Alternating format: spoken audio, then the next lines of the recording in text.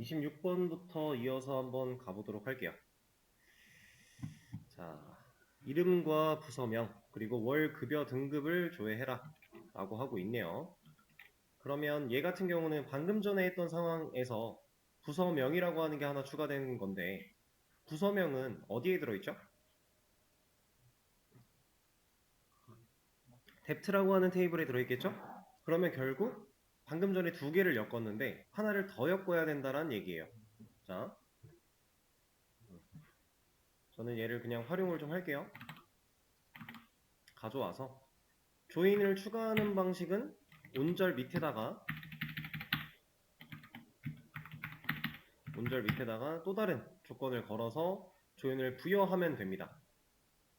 지금 이렇게 짜여져 있는 이 조인의 결과로 나오고 있는 이 얘를 하나의 테이블로 보고요. 여기다가 플러스 dept라고 하는 테이블을 하나 더 엮는 형태. 자, 여기서 이제 이런 식으로 다중 조인을 할 때 우리가 생각해야 되는 건 하나밖에 없어요. 뭐냐? 조건. 어떤 기준으로 테이블을 엮을 건데 라고 하는 그 조건이에요. 자, 일단은 보여줘야 되는 게 셀은 빠지니까 뒷점 dname 뎁트라고 하는 테이블을 엮을 겁니다. 뭘 기준으로 엮어야 돼요? 진짜 단순히 이것만 바라보고 있으면 사실 뎁트 테이블과는 못 엮어요. 이걸로는 가능하지가 않고 EMP 테이블 안에 있는 DEPT NO랑 뎁트 테이블 안에 있는 DEPT NO랑 엮어야 되지 않을까요? 이렇게 엮어주면 문제가 생겼군요. 뭐가 문제야? 여기가 찍혀있네요. 이러면 잘 나온다. 테이블을 3개 가지고 엮은 거기 때문에 지금 이렇게 엮여 있었다라고 하면 이 셀 D라고 볼게요. 이렇게 엮여 있었다고 하면 우리가 이제 제가 조인을 간단하게 설명드리기 위해서 엮여 있는 결과에다가 얘를 또 엮는다 이런 느낌으로 말씀을 드렸는데 이렇게 이해를 하셔도 사실 무방해요. 전혀 상관이 없어요. 왜냐면 이렇게 엮은 결과에서 우리가 얘네만 보여줘라고 했으니까 얘네만 나온 거지 사실상 이거 말고 다른 데이터도 들어있잖아요. 그럼 그 데이터 중에서 우리가 DEPT NO라는 값, 얘가 갖고 있는 값과 얘가 갖고 있는 이 값을 보여주겠다. 연결해서 조인을 하겠다. 이런 개념. 다중조인 어렵지 않습니다. 이름과 직속 상사 이름을 조회해라 라고 하고 있는데 위로 올라가기 귀찮으니까 그냥 EMP 여기서 조회해서 볼게요. 자, 이름 EMP 테이블에 있죠. 이 컬럼이에요. 직속 상사에 대한 정보 MGR이죠. 자, 근데 MGR에 들어있는 이 값은 뭘 나타내고 있는 거예요? 사원 번호겠죠. 자, 그러면 간단하게 하나만 스미스의 직속 상사는 이름이 뭐예요? 코드죠. 뭐 보고 알았어요? 얘가 직속 상사 사원번호 보고 여기서 사원번호를 찾은 거죠. 그리고 이름을 봤어요. 그러면 그냥 사원의 이름과 직속 상사의 이름을 조회를 하려면 일단 이 이름을 봐요. 얘가 갖고 있는 MGR을 봐요. 얘를 보고 사원번호를 봐요. 여기서 찾은 다음에 이름을 찾아요. 자, 이거 테이블 우리가 여러 개로 나눠 놓고 나서 쿼리 여러 개 썼을 때 지금 이거 그냥 흐름을 쭉 써보면 EMP를 조회합니다. 근데 왜요? 스미스 가지고만 해볼게요. 이 네임이 스미스인 사람의 일단 MGR을 찾아요. 7901이에요. 그럼 이 790이라는 값을 가지고서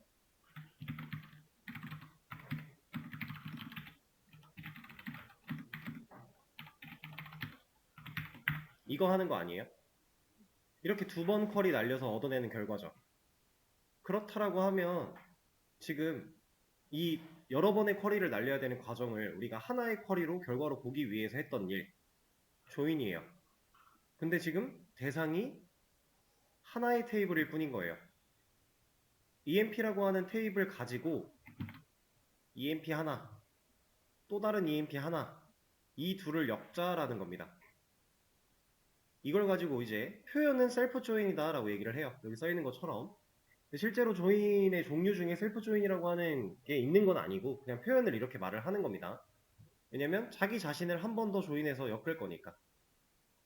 자, 그러면 조인을 하는 방식은 똑같아요. 이 네임 조회할 거고요. 이 네임 조회할 거예요. 근데 별명을 붙여주면 편하겠죠? 이 1에서 이 네임 가져올 거고 이 2에서 이 네임 가져올 거예요. 사실상 없어도 문제가 되진 않습니다.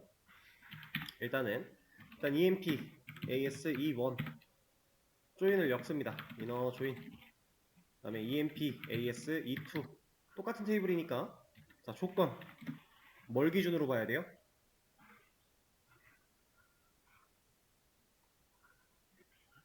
E1이 가지고 있는 MGR과 E2가 가지고 있는 EMP NO 이걸 기준으로 엮어보자 라고 하는 겁니다. 그러면 우리가 원하는 데이터를 뽑아낼 수 있어요. 우리가 그냥 눈으로 쫓았던 그 상황에서 조건으로 사용했던 그 친구들 그냥 걔네들을 보면 돼요. 조건으로. 스미스라고 하는 친구로 가지고서 예를 들었을 때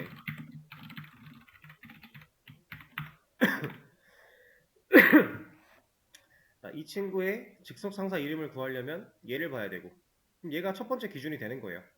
그리고 이걸 본 다음에 얘를 여기서 찾으니까 얘가 두 번째 기준이 되는 거죠. 그래서 얘네들이 일치하는 정보를 가져와야 실질적으로 이 이름에 해당하는 이 이름 데이터에 해당하는 상사의 이름을 포드라는 녀석을 가져올 수 있는 거니까.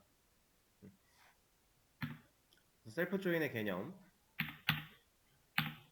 웹을 개발하다 보면 이렇게 셀프 조인을 해야 되는 상황은 거의 없기는 해요.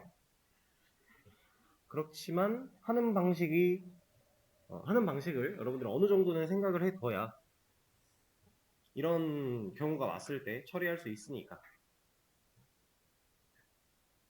그런 느낌으로 보시면 되고요. 자, 그럼 28번 이름과 직속 상사 이름 조회하래요. 똑같은 문제죠. 근데 조건이 있어요. 직속 상사가 없는 사람도 이렇게 나와야 된대요.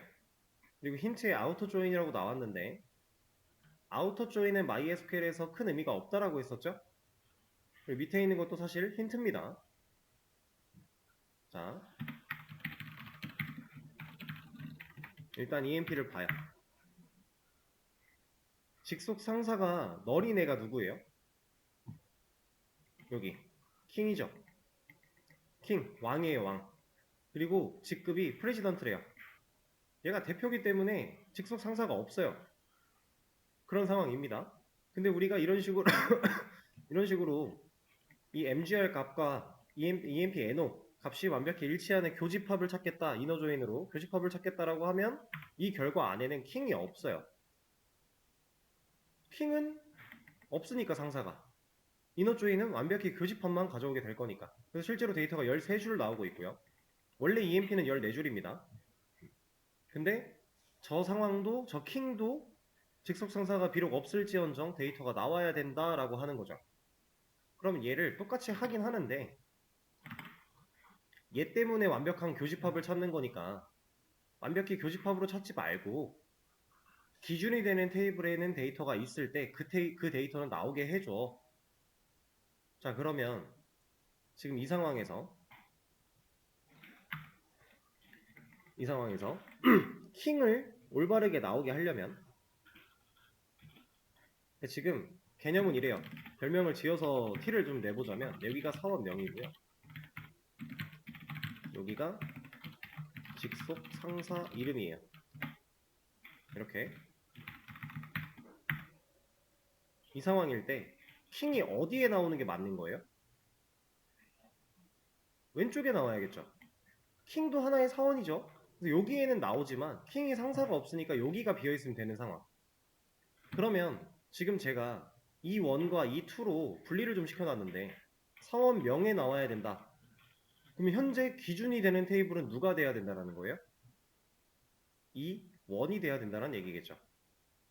그럼 이 원이 왼쪽에 있으니까 얘를 기준으로 조인을 할 거야. 레프트 조인을 넣어주면 된다. 그러면 결과가 이렇게 나올 것이다. 왜냐면 E1 테이블이 기준인데 E1 테이블에는 킹이 있고요.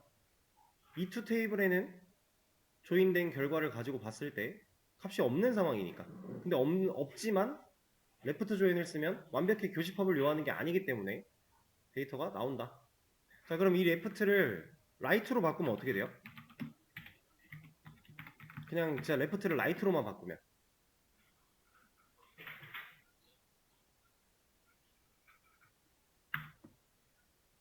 보이세요? 뭔가 이상해요. 이거 왜 이상해요?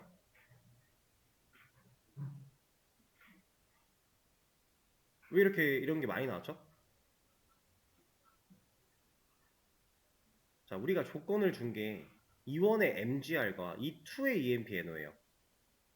자, 그냥 EMP 줘야 하는 거 없나?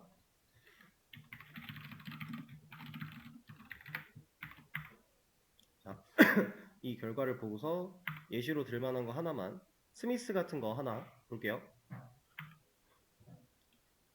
자, 스미스의 사원 번호는 7369입니다.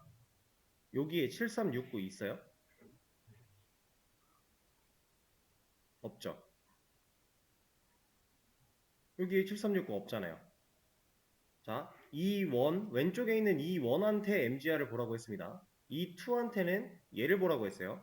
근데 지금 기준이 E2예요. 그럼 얘는 기준이 얘니까 여기 있는 거 다 봐야 되죠.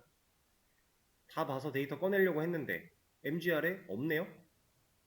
근데 기준이 되는 테이블한테는 데이터가 있지만 기준이 되지 않는 테이블한테는 데이터 없을 때 레프트 라이트 사용하면 없는 애 무시하고 그냥 있는 거 다 나올 거잖아요.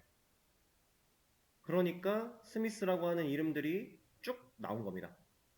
여기에 들어있지 않은 사원 번호에 해당하는 애들이 나온 거예요. 아까 알렌이라고 하는 애도 있었는데 7499 없습니다. 그러니까 데이터가 이상하게 나오겠죠? 그러니까 레프트, 라이트, 만약에 라이트를 써야만 한다, 레프트를 쓰지 말라 라고 했어요. 그럼 우리가 뭐 하면 돼요? 이 둘의 위치를 바꾸면 되겠죠? 근데 똑같은 테이블이니까 바꾸는 게 의미가 있나? 라고 생각할 수 있어요? 의미가 있어요. 왜? 조건부가 달라지는 거니까.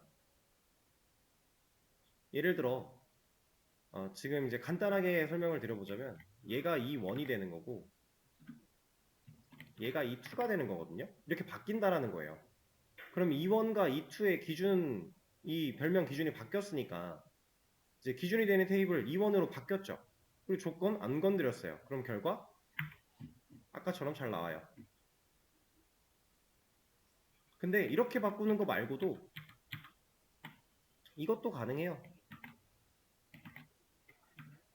이 조건을 바꿔버리는 것도. 이게 셀프 조인이기 때문에 이렇게 가능한 거예요. 결국 기준이 되는 테이블은 얘인데 기준이 되는 테이블에서 얘를 보겠다니까 좀 모양은 바뀌겠지만 그리고 출력 결과도 달라지겠지만 가능은 합니다. 데이터를 이상한 데이터를 보여주진 않아요. 그러니까 레프트랑 라이트 상황에 따라서 적절하게 잘 섞어 사용할 수 있어야 되고요. 단 개념 자체가 너무 똑같은 반대 개념일 뿐이니까 우리가 사용할 때 레프트 하나만 가지고도 웬만한 거 다 할 수 있고 그렇게 이해를 하시면 되겠습니다. 자, 그럼 문제는 여기서 마무리를 할 건데 정답 올려드릴 거고요.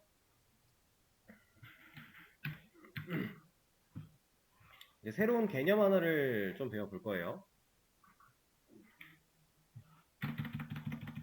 이 문제는 문제대로 그냥 끝난 거고 제가 예전에 서브 쿼리에 대해서 간단하게 설명을 드렸던 적이 있어요. 기억나시나요? 아주 잠깐 얘기하고 지나갔었는데 이 서브 쿼리에 대한 얘기를 조금 더 해볼 겁니다.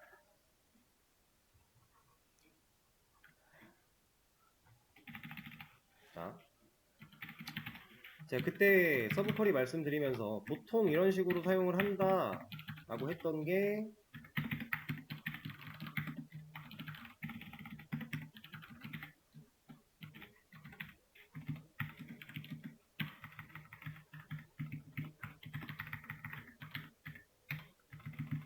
이런 형태였어요. 지금 이 안쪽 괄호 소괄호 안쪽에 있는 EMP라고 하는 테이블을 조회한 결과 얘를 실행하면 지금 이 결과랑 똑같잖아요. 이 결과를 하나의 테이블로 본 다음에 그 테이블한테 2라는 별명을 지어 놓은 거고 그 테이블 전체를 가져와 라고 한 거예요. 이게 서브쿼리의 가장 기본적인 인라인 뷰 서브쿼리 형태입니다. 서브쿼리가 종류가 세 가지가 있는데 이제 프롬절에 사용하는 서브쿼리를 보통 인라인 뷰 서브쿼리라고 얘기를 하고요. 셀렉절에 사용하는 서브쿼리를 스칼라 서브쿼리라고 얘기를 하고 그 다음에 웨어절에 사용하는 서브쿼리를 보통 그냥 서브쿼리라고 부릅니다. 그냥 명칭적인 부분이라서 모르고 계셔도 상관은 없어요. 사용법 정도만 아시면 되는데 지금 보여드린 건 인라인 뷰예요. 왜? 프롬절에 썼으니까. 어떤 절에 사용했다라고 하는 개념은 괄호가 어떤 절에 열렸는가를 보면 쉬워요. 프롬 뒤에 소괄호가 열렸으니까 얘는 프롬 절에 쓴 거예요. 그래서 인라인 뷰 서브쿼리다.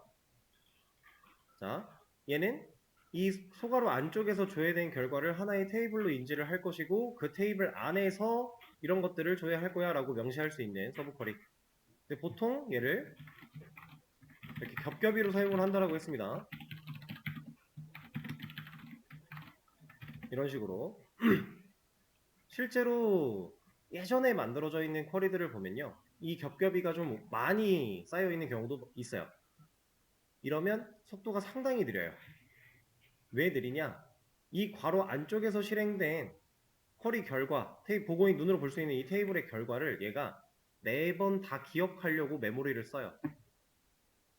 그럼 쓴 상태에서 또 조회했으니까 또 기억하고 있고 그걸로 또 조회했으니까 또 기억하고 있고 이런 식으로 계속 기억을 남겨가는 거예요. 이게 중첩이 쌓이다 보면 당연히 느려질 수밖에 없는 겁니다. 데이터 양이 실제로 많지 않더라도 데이터가 많으면 당연히 더 느릴 거고요. 근데 이런 식의 인라인뷰 서브쿼리를 사용할 때 주의할 점이 하나가 있는데 주의할 점 이거 하나밖에 없어요. 얘는 별명이 없으면 안 돼요. 이렇게 조회된 결과를 가지고 기억을 하고 물리적으로 기억을 한 상태에서 조회를 할 거야 라고 했기 때문에 얘는 별명 없이는 못 써요. 서브쿼리를 썼다? 그러면 이 프롬절에 썼다? 인라인뷰 서브쿼리 이 상황이다 라고 하면 별명을 빼먹으면 안 됩니다. 필수예요. 근데 여기에 별명만 지어주고 나면 조회할 때는 그 별명을 안 써줘도 되기는 해요. 근데 테이블, 내가 지금 결과로 소괄호 안에서 결과로 본 이 테이블에 별명을 지어주지 않으면 애초에 문법 에러가 발생을 한다. 이것만 주의를 하시면 됩니다. 자, 그럼 스칼라 서브쿼리 보여드릴 건데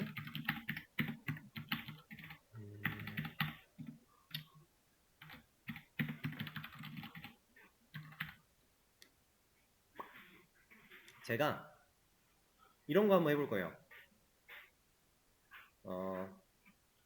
지금 EMP 테이블을 조회하는 상황에서 조인을 사용하지 않고요. 부서 번호 20번에 해당하는 부서명을 보여줄 겁니다. 조인을 사용하지 않을 거예요. 자, 어떻게 할 거냐? 일단 EMP 테이블 안에 있는 부서 번호 20번인 애들을 볼 거고요. 이러면 20번인 애들만 나오겠죠? 근데 여기서 하나를 더 볼 거예요.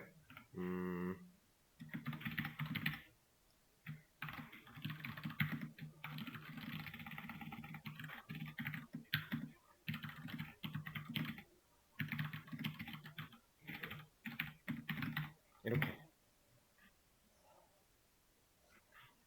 자, 그럼 서브쿼리의 기본적인 개념은 괄호가 쓰여져 있는 부분이 먼저 실행되고 그 결과를 가지고 메인 쿼리를 실행한다의 개념이었는데 아까 걸 지웠구나. 이 소괄호 부분이 서브 쿼리가 되는 거고 이 쿼리를 포함하고 있는 전체 쿼리 얘가 메인 쿼리가 되는 거예요. 자, 그러면 이 괄호 부분을 먼저 실행했다라고 했을 때 이 결과는 리서치가 나오고 있죠. 실제로 DPT 테이블 안에 20번 부서에 해당하는 부서명은 리서치가 맞아요. 자, 그럼 지금 저는 조인을 했나요? 조인 안 썼죠. 20번 부서에 대해서 부서명이 나오는 거예요. 왜냐면 이 결과를 얘는 이 자리에 남길 거니까. 여러분들이 눈으로 봤던 리서치라고 하는 결과를 이 안에다가 남긴다가 되는 거고요. 이 소괄호 부분이 다 끝나면 이거 하는 거예요. 이렇게 남겼다 라는 상황이 되는 거예요. 그러면 얘를 조회했을 때 지금 얘는 그냥 문자열 조회니까 이 값 그대로 나오는 거잖아요. 이거랑 사실상 다를 게 없는 일을 한 거다. 왜? 서브쿼리 실행된 결과가 이렇게 남을 거니까. 그럼 조인을 하지 않았지만 부서명을 올바르게 가져는 왔네요. 그쵸? 이런 식으로 사용이 가능하다. 이 부분이 이제 스칼라 서브쿼리에 해당하는 부분. 왜? 셀렉절에 사용했으니까. 소괄호를 셀렉절에다가 열었잖아요. 그러니까 얘네 스칼라 서브쿼리라고 한다. 자, 그럼 이제 마지막으로 웨어절에 사용하는 서브쿼리 한번 해볼 거예요.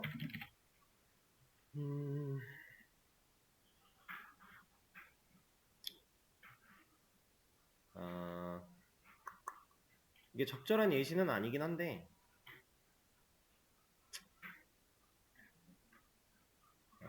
제가 EMP 테이블에다가 EMP 테이블에서 조회를 할 건데 예를 들어 우리가 EMP 안에 들어있는 데이터를 지금 아예 모르는 상황이라고 가정을 해볼게요. 이 값들을 모른다. 이 값을 아예 모른다. 근데 뎁트 테이블 안에는 부서 번호가 어떻게 들어있는지는 우리가 알 수 있는 상황. 이거 하나 따로 쓰고 이게 상황을 억지로 좀 만들다 보니까 자, 지금 우리는 얘밖에 몰라요. 얘밖에 모르는데 EMP 테이블 안에 DPT NO 컬럼이 들어있다는 사실은 알아요. 그럼 어떤 값이 들어있는지 모릅니다. 그 상황에서 얘를 보고 20번 부서에 해당하는 사원들을 보고 싶다라고 했을 때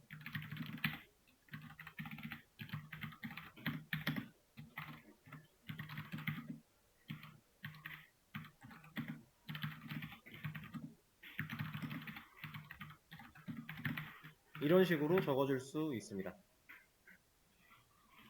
억지를 부린 거라 좀 말이 안 되는 느낌이지만 이만큼의 쿼리를 실행하면 당연히 DPT NO는 20만 나오겠죠. 왜냐면 조건 지금 그렇게 줬으니까. 그리고 DPT NO 조회하겠다라고 했으니까. 그럼 이 자리에 20이 남는다라는 거고 전체를 실행하면 20번 부서에 해당하는 애들만 나온다.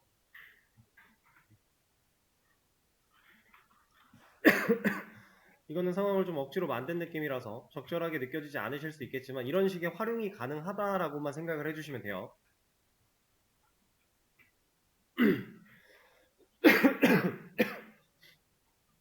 실제로는 이 웨어절에 사용하는 이 서브 쿼리는 생각보다 활용도가 좋아요. 왜냐면 아주 간단하게 보통 이제 이거를 설명을 어떻게 드려야 될까? 저 서브 쿼리를 사용하는 시점이 언제냐면 기능들에 대한 정보가 담겨있는 테이블 하나가 있고 해당 기능들의 코드와 이름이 담겨있는 테이블이 있다라고 한번 해볼게요. 이 테이블 안에는 기능 번호 정도만 들어가 있어요. 그리고 얘는 기능 번호, 그리고 기능 코드, 기능 이름 이런 식으로 기능 번호 말고는 이제 기능에 대한 정보 이렇게 들어있다라고 해볼게요. 그럼 우리가 일반적인 상황에서 뭐 해당 기능 번호에 대해서 뭐 어떤 기능 코드나 기능 이름을 좀 알고 싶으면 얘네들을 조인해서 가져오면 되겠죠. 그런 상황일 때 데이터가 좀 방대한 상황일 때 굳이 조인하지 않고 그냥 웨어절의 서브 쿼리 사용해서 이 코드 관련된 내용들 가져와 쓸 수 있어요. 그런 식으로도 가능합니다. 실제로 이럴 때 많이 쓰는데 이것도 지금 이제 예시를 보여드리면 너무 좋은데 마땅한 예시가 없어서 실제로 코드 테이블 같은 걸 다룰 때 많이 써요. 그냥 그렇다라고만 생각해 주시면 될 것 같아요. 근데 이제 주의할 점이 하나가 있는 게 뭐냐,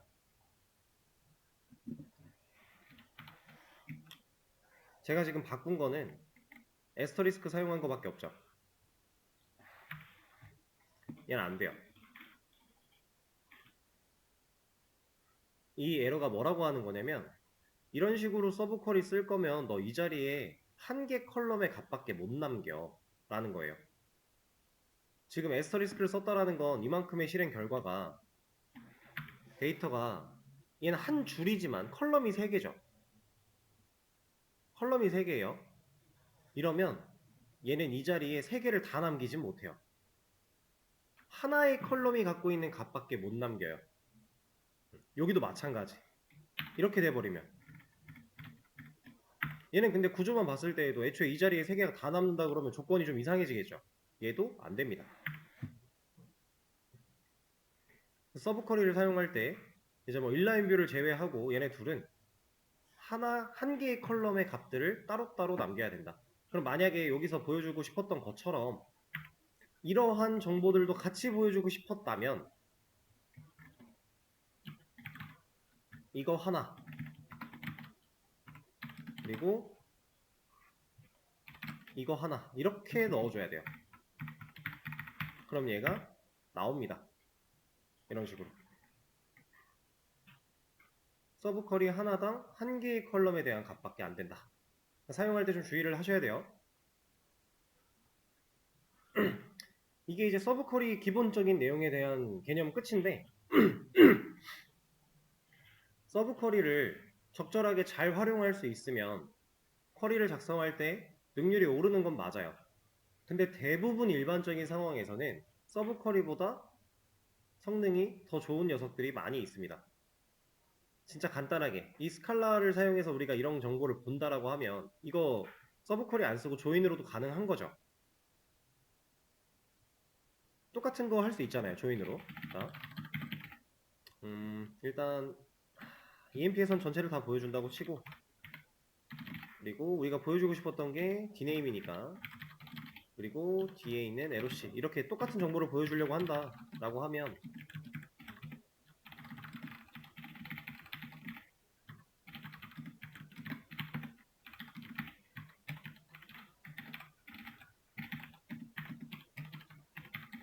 이렇게 엮어버리면 사실 똑같은 데이터 나오는 거 아니에요?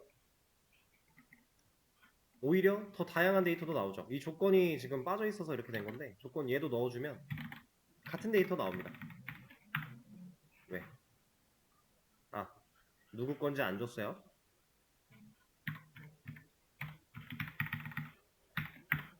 아까랑 같은 데이터예요.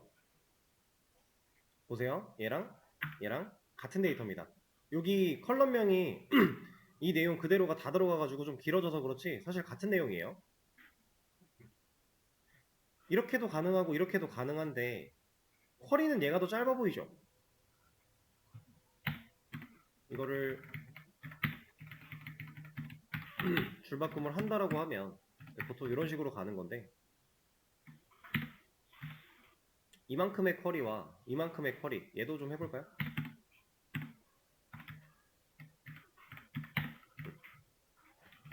얘가 더 짧아 보이지 않아요? 근데 지금 이 상황에서 얘랑 얘는요 얘가 효율이 더 좋은 거예요. 왜 효율이 더 좋을까요? 이거 저번에 한번 말씀드렸던 것 같은데 되게 직관적인 이유가 하나 있어요. 얘는요 셀렉트를 3번 해요. 왜? 소괄호 안에 있는 거 먼저 한 번, 그 다음 나온 거 한 번, 2번 했죠? 그리고 그 결과 기억한 상태로 한 번 더 해요. 셀렉트 3번 했죠? 얘는 한 번 했죠? 실질적으로 얘가 연산을 더 적게 할 거잖아요. 물론 이 엮이는 과정에서 on이라고 하는 조건을 체크하는 그런 부분들도 있겠지만 그러니까 디테일하게 들어가면 얘가 빠르다 정확하게 알 수는 없지만 그냥 직관적으로 봤을 때 얘는 3번의 연산을 해야 된다. 그냥 셀렉트 자체를 3번 해야 된다. 근데 얘는 한 번밖에 안 한다.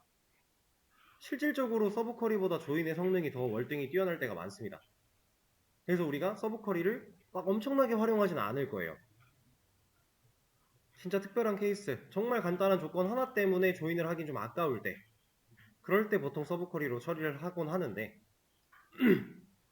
자, 그러면 사실상 서브쿼리를 쓸 일이 많지 않다란 얘기니까, 그리고 가끔 쓰는 그 상황도 사실 조인으로도 해결이 가능한 거니까, 그럼 서브쿼리 나 지금 뭔 소리인지 모르겠는데 공부 안 해야겠다, 이거는 안 돼요. 왜냐면 이미 만들어져 있는 쿼리, 이미 짜여져 있는 쿼리들은 서브 쿼리를 사용한 게 많아요. 여러분들이 그걸 읽고 분석할 수 있어야 되거든요. 여러분들이 데이터베이스 관련된 일을 하든지 간에 개발 관련된 일을 하든지 간에 상관없이 기존에 만들어져 있는 녀석들은 분석할 수 있어야 됩니다. 근데 거기엔 서브 쿼리가 잔뜩 쓰여 있을 거예요. 옛날 거일수록. 그러면 분석하려면 할 줄 알아야죠. 사용법은 완벽하게 알고 계셔야 돼요.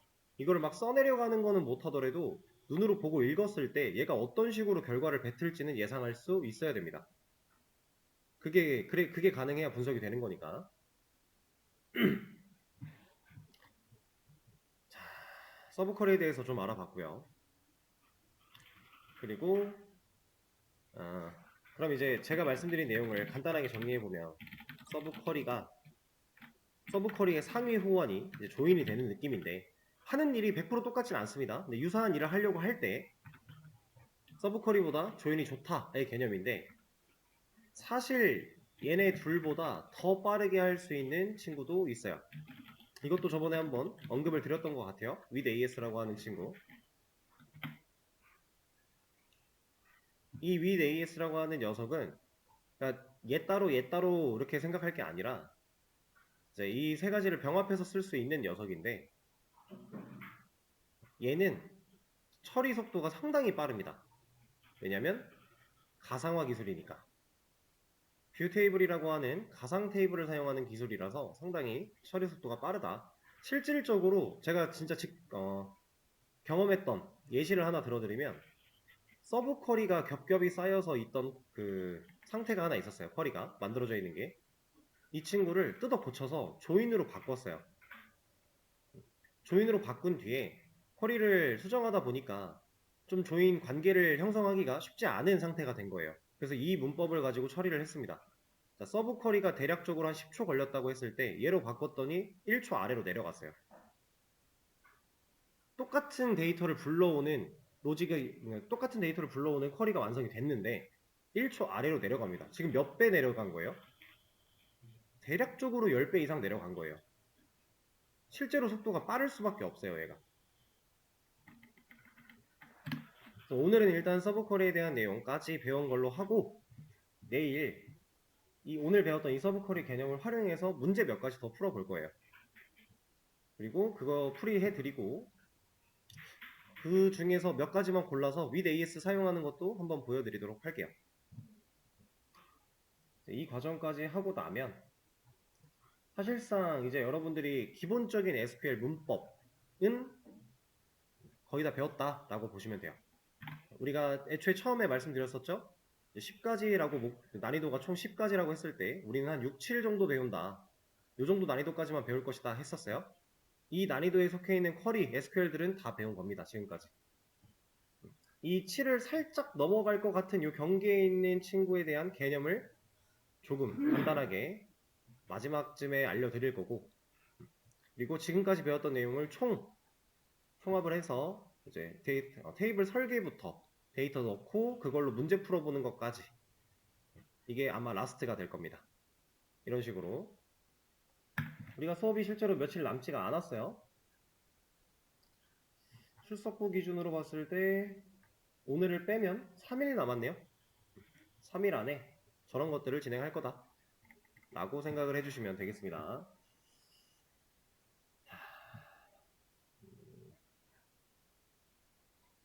일단 녹화는 여기까지.